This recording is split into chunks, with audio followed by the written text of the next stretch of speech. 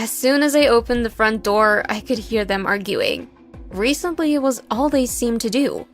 Why do you always have to complain about everything? Well, if you weren't so lazy, I wouldn't have to complain, would I? It made me so sad that my parents seem to hate each other.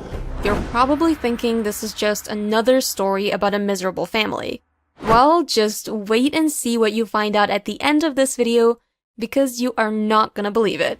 Well, if that's what you think about me, maybe I should just move out.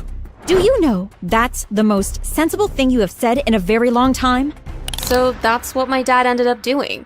I was upset that my parents were getting a divorce, but I knew it was for the best. They couldn't carry on living together when all they did was fight. When the day came for my dad to leave, my parents told me that I had to decide who I wanted to live with. You are old enough to make your own decision. You must decide who you want to live with, me or your father. But how could I make that choice? I loved both of my parents. How could I pick one over the other? So I decided I would just leave it to chance. I can't choose between you two, so I'm gonna flip a coin. If it's tails, I live with Dad. If it's heads, I will live with you, Mom. I spun the coin high up into the air and watched as it spun around and around before finally catching it on the back of my hand. I lifted my hand up and looked at the coin. Tails. So you will go with your father? I looked at Mom sadly. I'm gonna miss you, Mom. Don't be silly. We will see each other all the time. You can still come over and stay with me. I gave my mom a hug and Dad and I left. At first, it was a bit strange living with just my dad, but before long we settled into our routine and it was all fine. To be honest, it was nice just living in a house with no arguing or fighting. I went to see my mom whenever I could and she seemed a lot happier too. But then one day, things changed. I had just got home from school and was in the kitchen making a sandwich when I heard my dad come in. Beth, come here. There's someone I want you to meet. I went through to the lounge and saw my dad was there with a woman. This is Riza. She's my girlfriend. Your what? My girlfriend, Beth. I couldn't believe what I was hearing. What does he want a girlfriend for? I wanted to tell him that he shouldn't have a girlfriend, that it would just ruin everything, but instead I just smiled at her. Hi, pleased to meet you. And I'm very happy to meet you too, Beth. More than you will ever know. That's a bit weird. I'll leave you two to get to know each other. I'll just go and make us a cup of tea. My dad left the room and I sat down on the sofa, not really knowing what to say. You're very pretty, Beth. Oh, thank you. She reached over and started touching my hair. I started getting a bit freaked out, but luckily my dad came back just in time. So, you two getting along okay? Brilliantly, aren't we, Beth? Yeah, I guess so. There was something really strange about Riza. I couldn't put my finger on it, but she was definitely a bit weird. She was paying me far too much attention. It made me feel really uncomfortable. From that day on, Riza spent all of her time at our house, and the weird feeling didn't go away. In fact, it got even more intense. Sometimes I would look up from watching TV or reading a book and catch her staring at me. It really freaked me out. It all came to a head one Saturday evening.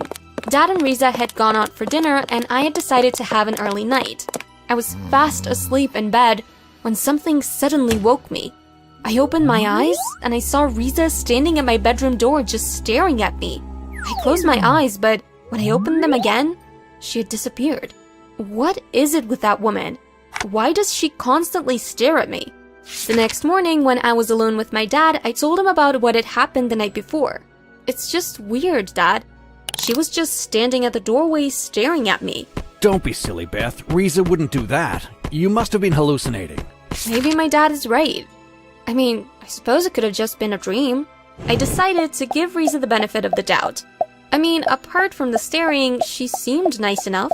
And my dad really liked her, so she couldn't be all that bad. Could she? It was nearly the end of the term when my dad told me he had a surprise for me. We are going to go away in the holidays. Where to? We are going to Riza's hometown. Where is it? A long way from here. It's down south. It's a remote town in the middle of nowhere. It's going to be a fantastic adventure. Even though I would have preferred to be going on holiday just with my dad, I couldn't help but get excited at the thought of traveling somewhere far away. I can't wait. I bet it'll be amazing there. I think you might be right. When the morning of our holiday arrived, the three of us packed up the car and set off on the long drive south. As we drove, the cities turned into towns and then to remote villages. Are we nearly there? Not much further. The roads started getting narrower and narrower until eventually they just became tracks through the grass. We're here. I looked out the car window. This looks more like a jungle than a remote town. We got out of the car. Follow me. I looked at my dad.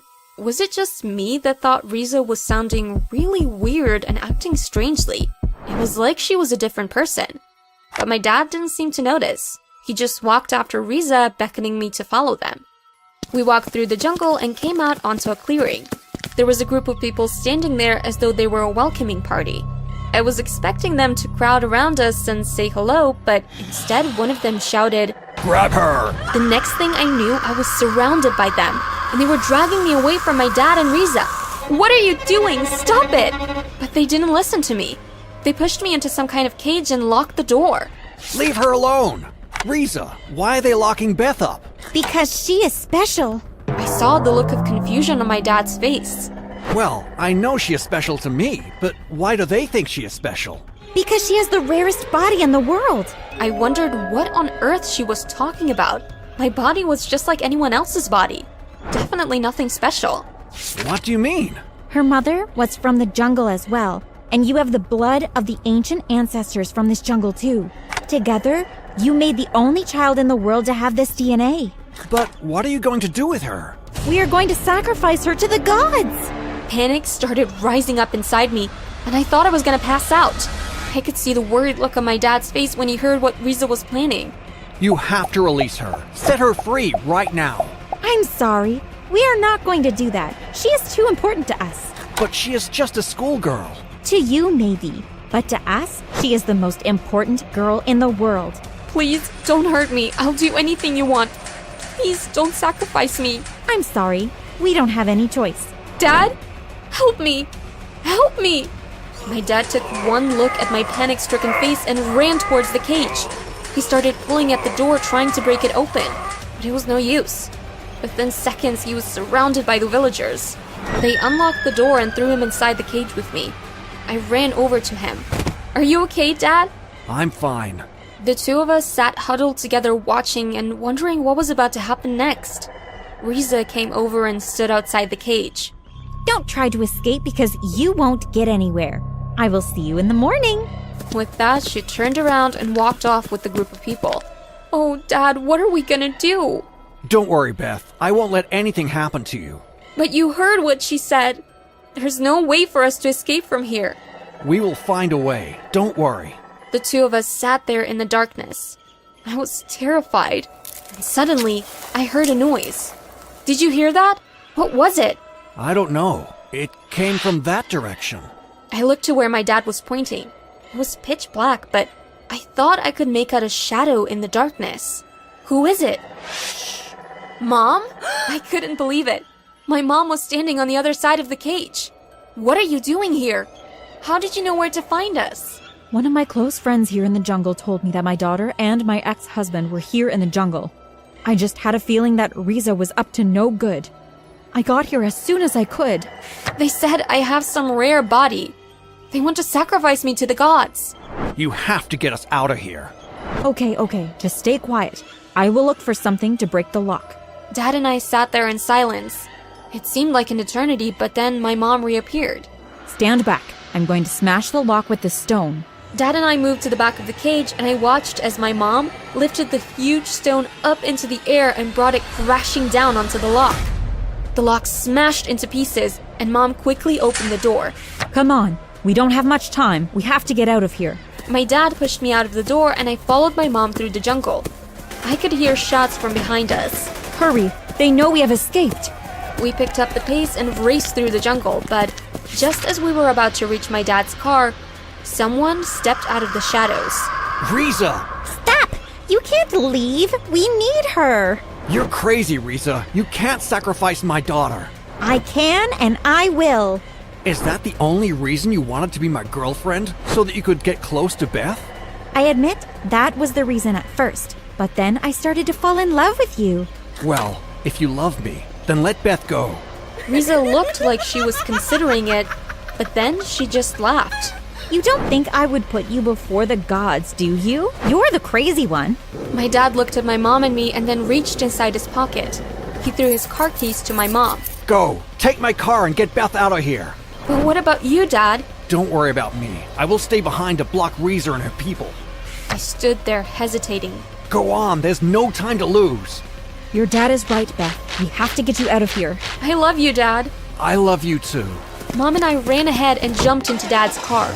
She started the engine and drove off just in time. As we drove away, I could see through the rear window the villagers running after the car. I can't believe Dad sacrificed himself to save us. Your dad is a good man, Beth. I looked at my mom, but I thought you hated him. No, Beth, I don't hate him. Actually, I still love him, but we just couldn't live together. Do you think you'll be okay? Don't worry. As soon as we get to the next town, I'm going to stop and call the police. They will find him. Mom did exactly what she said. As soon as we reached the first town, she drove straight to the police station. I have to report a crime. What is it? The villagers from my hometown tried to sacrifice my daughter to the gods. Her father stayed behind to block them so that we could escape. You have to go back and save him. That was 2 months ago. We still haven't heard any word from my dad. The police are still out looking for him. They think that he managed to escape from the villagers, but they have no idea where he is now. I can't stop thinking about what he did for me, and I just pray that one day the police will rescue him and bring him home to me.